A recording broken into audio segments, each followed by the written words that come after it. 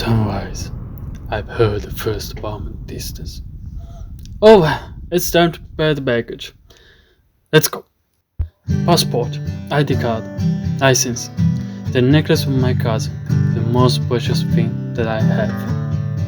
I don't know about the books. Maybe this one is the most precious that we have, and for good reasons.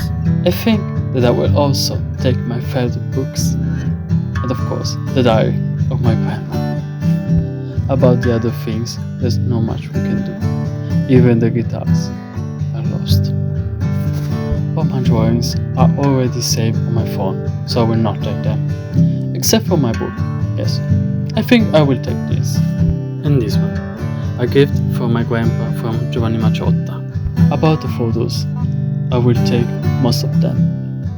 The pictures of my grandparents, of my childhood, of our memories, imprinted on paper. And now, what remains is an empty place.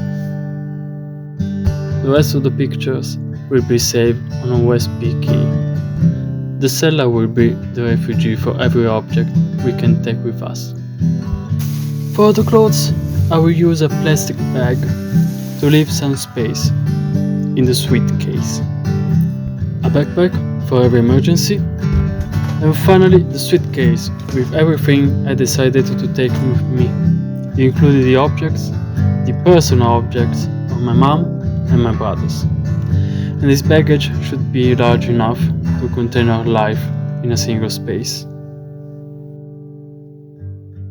Or maybe we should take only the necessary, run away, and never look back.